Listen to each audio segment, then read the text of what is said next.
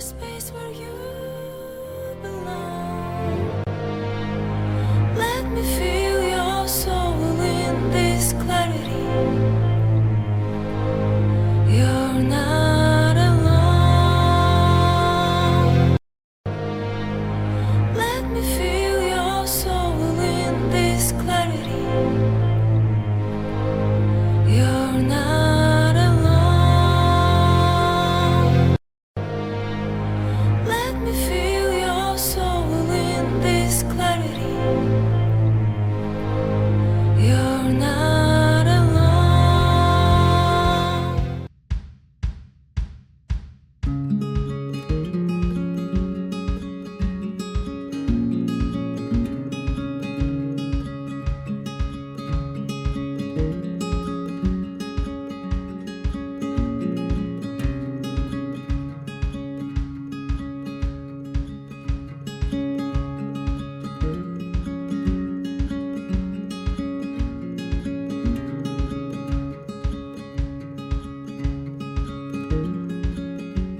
Hey there, my fellow Maroons! Thanks for watching my video. Now let's go into a bit of a tutorial here. So today we're going to be covering the topic of head turns in animation. So as you guys may have noticed, this animation includes a lot of head turns. Let's count them. We got 1, 2, we got 3, 4, and 5. 5 whole head turns in this one animation. Man, that's a lot of head turns. So we have lots of examples to pick from for this. But let's start out nice and easy and nice and quick right in this first one here.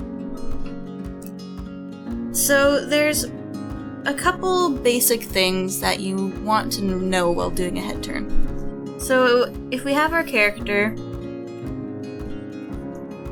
facing this way, you always want to make sure that you have the 2 keyframes to work in between. Your starting pose, which would be this one, and your final pose, which is this one here.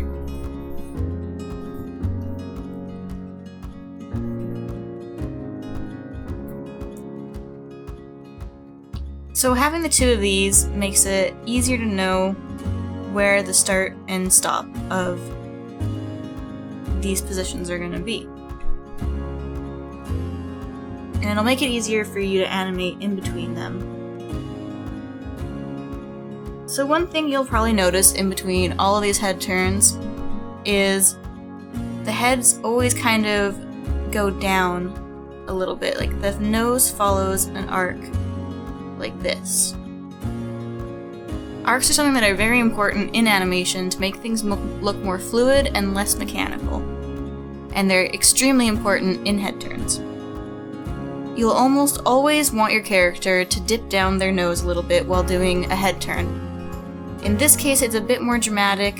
I mean, the distance between the start and where the nose ends up going down is pretty drastic. It doesn't need to be that drastic, but it needs to follow some kind of arc. You don't want them turning their head on a straight line, because that'll just look very flat and boring. And as I said, probably pretty mechanical.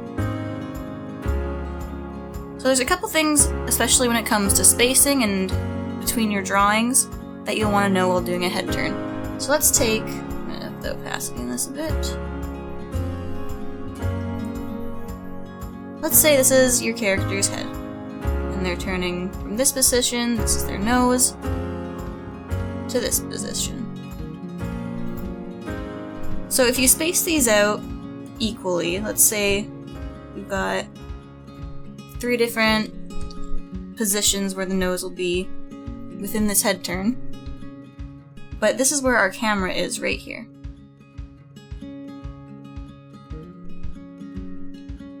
So as you can see, if this line here represents the screen, the first nose drawing is going to be right there, followed closely by the second drawing, a little more space between the third, a bigger gap between the fourth and fifth, but then it starts to close in on the final positions, if you can understand what I mean by that.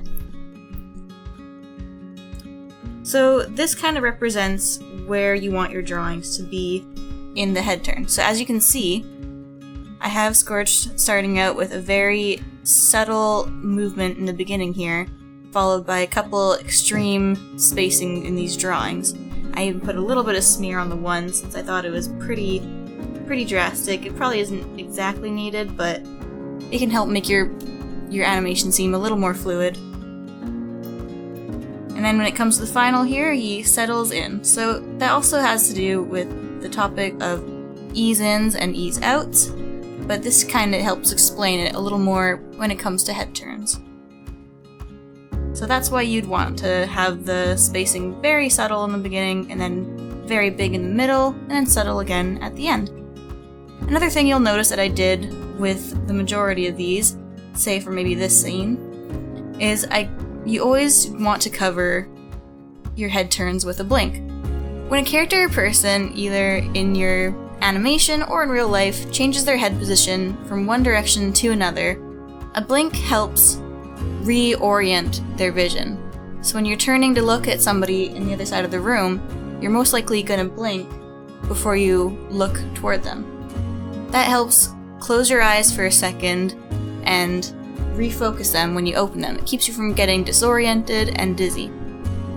So it's often a good thing to add into your animation while you're doing a head turn. Of course, it's a very frantic scene, and your character is worried or scared or paranoid, they're probably not going to close their eyes. So say if it's like a horror scene, a chase scene, or if they're somewhere in the dark and they're scared, they might not close their eyes while turning their head. But for the majority of the time, you're going to want to cover your head turn with a blink. So let's take a look at the other head turns in the scene here. As you can see, this one follows many of the same principles, but since it's not just a typical head turn where Tiny is turning his head from here to here, he's going more downward, the arc's a little different. So he still kind of turns his head down a little bit, but the nose still follows a bit of this kind of arc as it's animating. And as well, I also covered this one with a blink. It especially helps in this scene to make it seem like the character has something on their mind and that they're thinking of something. When we get to this scene here, where that slight head turn, he doesn't exactly do a full blink, he does like a half blink. This is because he's alert and he's already looking in this direction, so he doesn't need to be blinking fully as he turns his head. But then when he goes down, he blinks and opens again. And with this final scene, you'll see the exact same principles being used as well.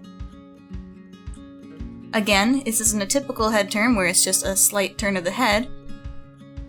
We have a character going from profile to 3/4 front in the opposite direction, while also turning their head upwards.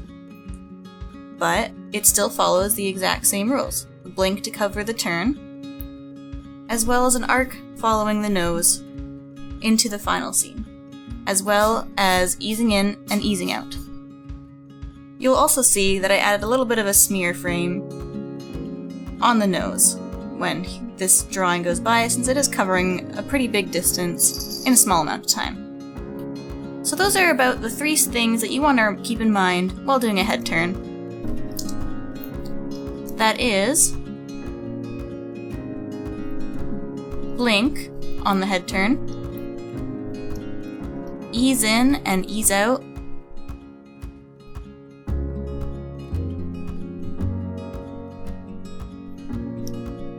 and also